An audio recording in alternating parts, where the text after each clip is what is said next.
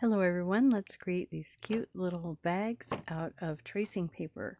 So I saw a couple videos with people making little glassine bags out of vellum paper, and they were printing them on their printer, and I don't have a very good printer, so I came up with a little different way to make these little kind of see-through bags, or kind of transparent bags. So as I slip this tag in there, you can see how that's going to work.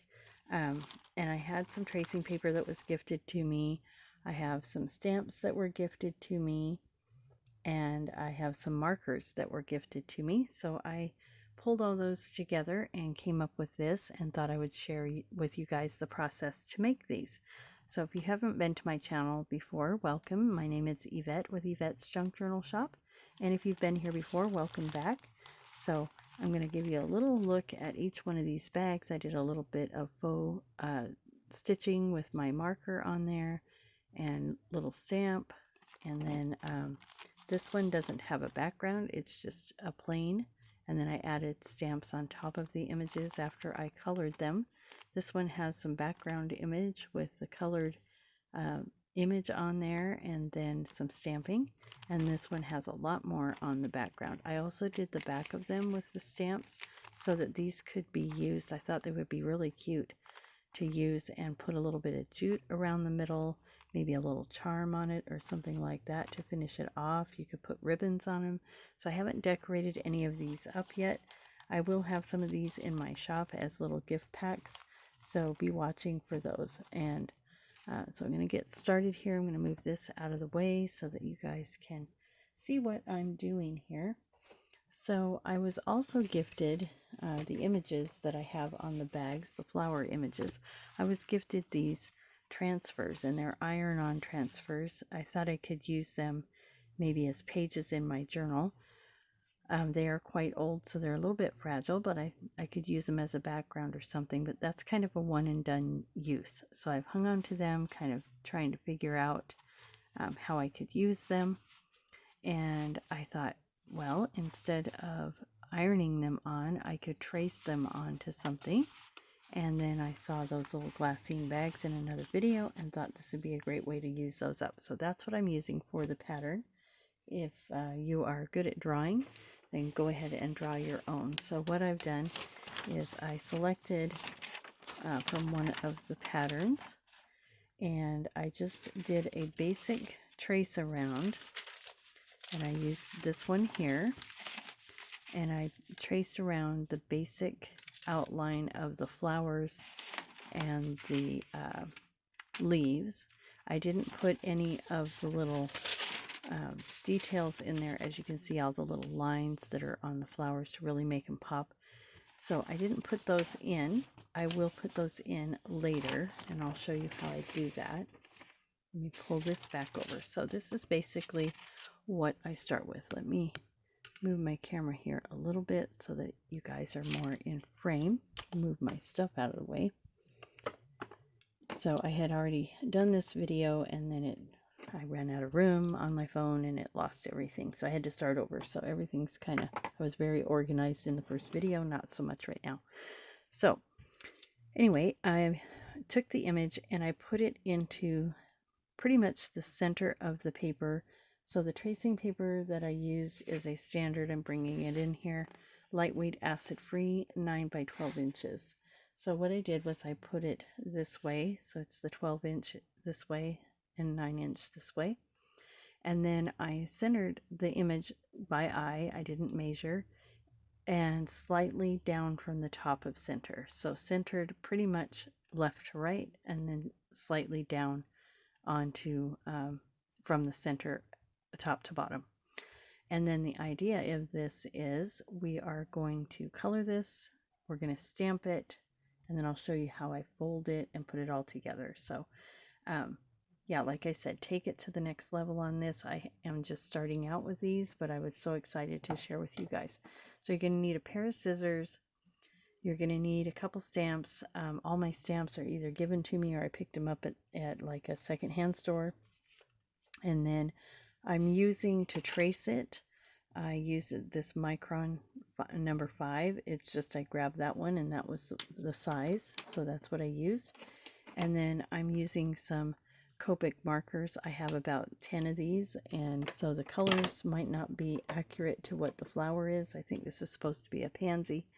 I don't have those vibrant colors, so I'm just using a pink color, and we're going to call it good. So what I do basically, and I don't want to bore you with coloring, but I did want to kind of show you the process. So I chose a very simple pattern for this one for that reason, so that I can hurry along as fast as I can here. Again, I'm not an artist, so if you are, by all means, these would be fabulous if you had your own drawings on there. But I think it turned out pretty cute just doing it this way. So if you don't have a printer, this is a great option for you if you want to make a sort of faux vellum bag, I guess. Glassine. But they're not. They're tracing paper, so I just color those in like that. I'm going to come back with the green, and the green that I have is kind of a grade green, but that's fine. I kind of like the look of it with that pink. And again, I don't color in the lines. I'm not really particular about how I'm doing this. If you guys are more particular than I am, please by all means do that. So I just kind of go around. I've never really used these markers too much.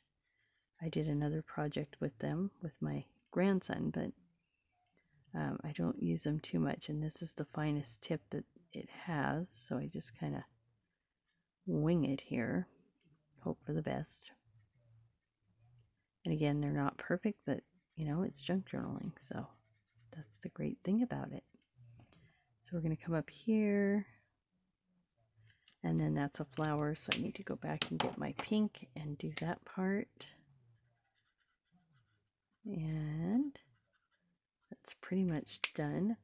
I'm going to choose a little, like a gray color that I have here, and I'll put that in the center. I don't, like I said, I don't have any bright colors, so if you guys have different colors, it's kind of brown, I guess.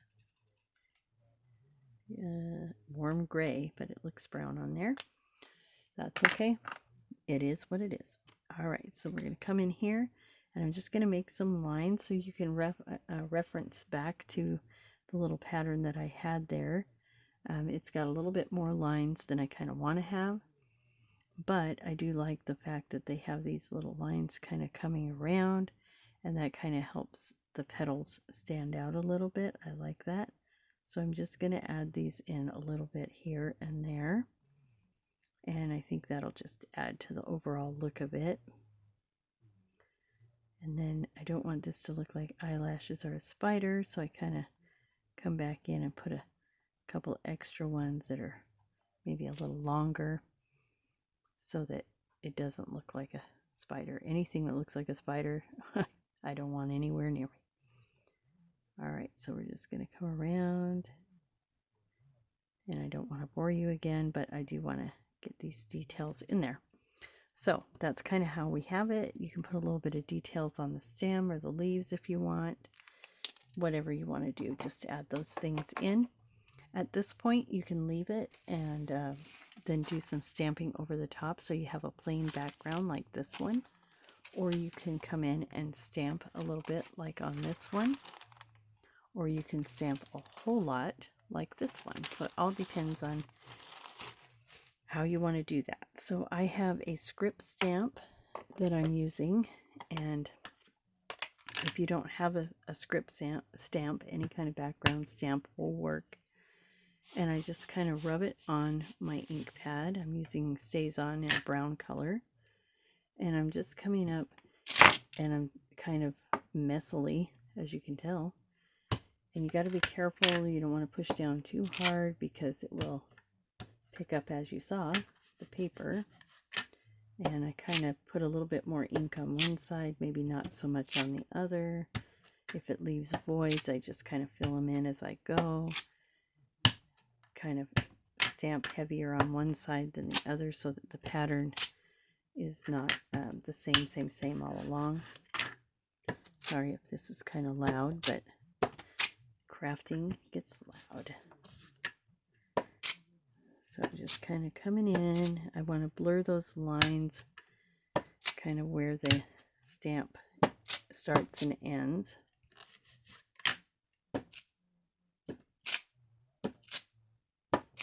And if we go off page, that's fine too. I don't really do them at an angle. I tried that. I didn't like the way it looked. So I just basically come in and, like I said, kind of grab here and there as I go. No rhyme, no rhythm to it.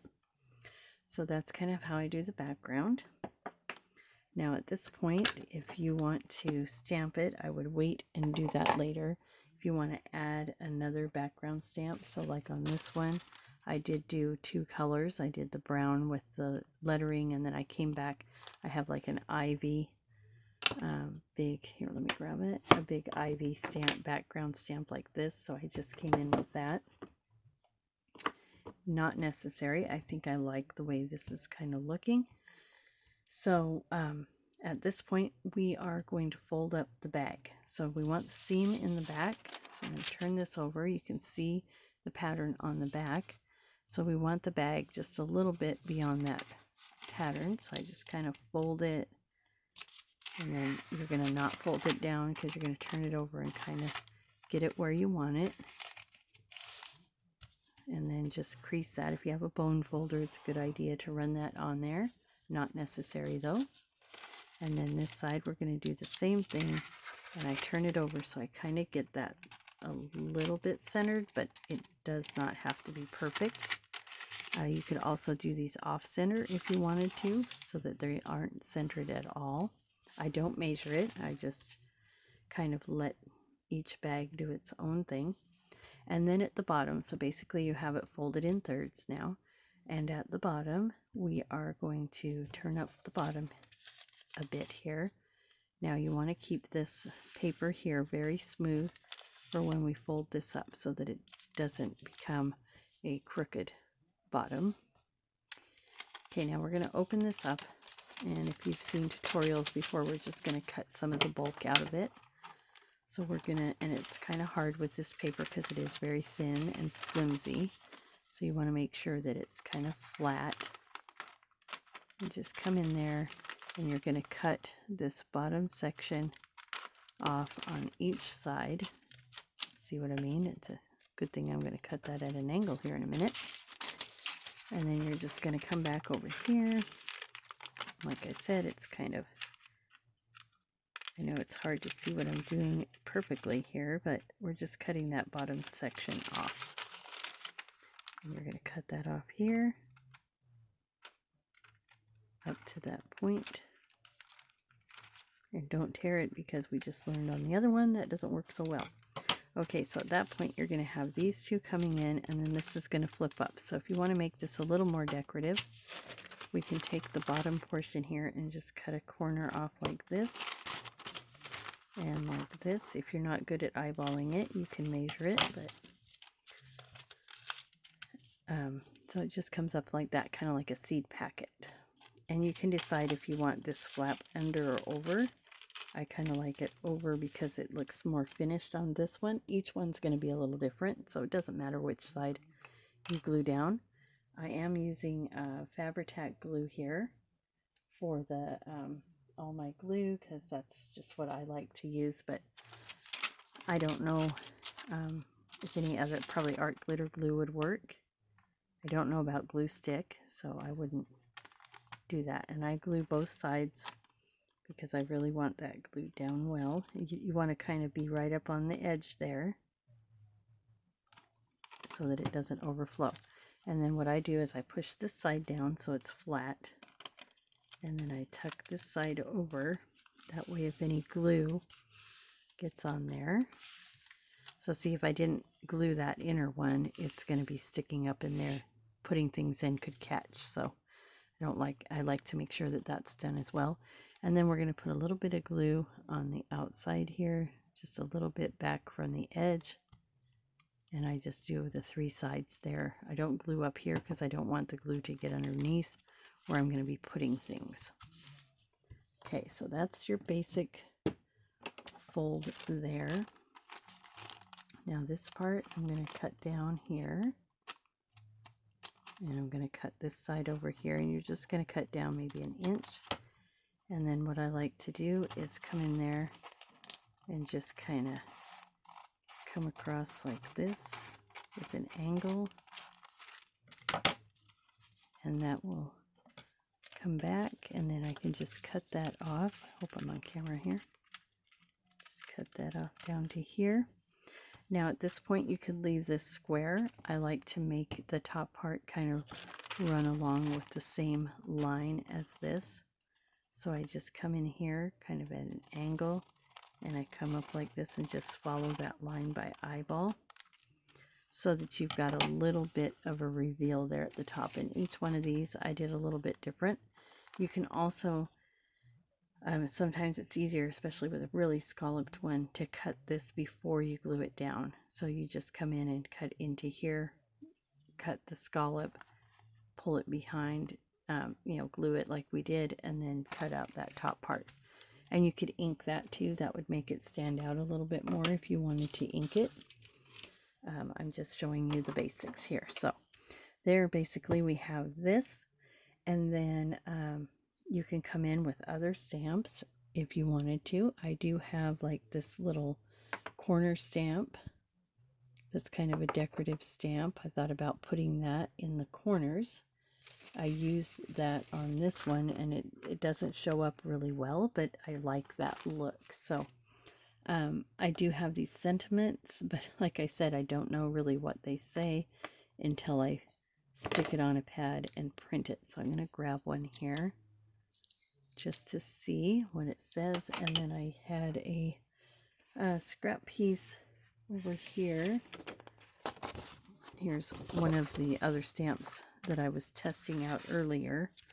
So because I don't know what they say, I mean, if you have stamps that you know what they say, I just got these from a friend. They were in a baggie, and I'm not really good at reading them backwards or upside down, so I don't really know what they say.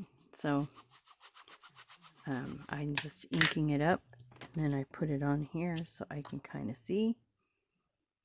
I like that. So we can put that on there and make sure it's the right way. Now this I do want to ink up really well because we want that to show. So I'm just going to put that right down here, press it down a minute, and there we go. So there's that. And I could have done that in a different color, could have stood out a little bit more, but like I said, I'm not really too much into that. I do think I'm going to put this corner on because I think it needs something in the upper corners there. So I just kind of do this. Like I said, I don't want a whole lot. I don't want it to be a definite stamp. I just kind of want it to become part of the background, which is kind of cool.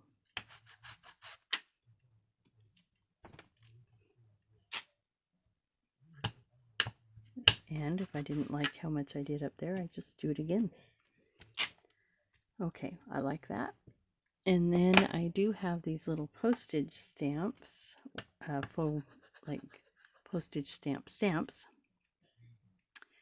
So we can just put one of those maybe like up in here. And then put the cancellation lines on there. Cute. You could also put a label. I thought about that, after I got in here. If you want to ink the edges, you could do that. I do have some distressed ink here. So, if you want to come in and just kind of do that around the edge, you could. I don't necessarily want to do that on this one, so I'm not going to, but you could do that. And then I think I'm going to call this one done. So as you can see on the back there, you have little lines. Oh, I do want to do my little faux stitching around there. So this one I think I'm just going to do a couple of lines and kind of zigzag it so it looks like a little bit of messy stitching on here. Just every so often make a squiggly line.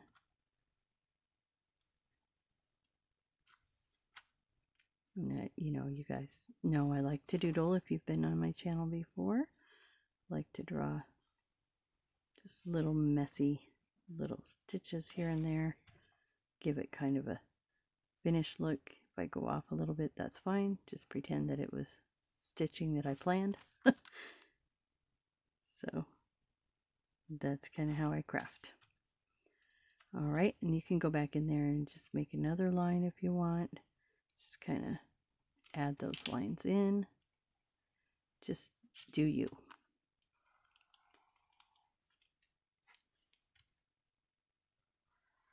I'll even like sometimes go back and forth like this so that it kind of really looks like I did a bunch of stitching on there. Just kind of all depends on the look I'm going for. But anyway, you can overdo.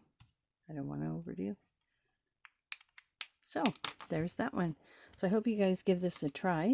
Check out my Ko-fi shop. That's Yvette's Junk Journal shop. I have supplies, journals, all kinds of stuff in there, and I will have some of these bags with some goodies in it. So you want to check that out. Yvette's Junk Journal shop on Ko-fi. I hope you guys enjoyed the video, and I'll see you in the next one. Have a great day.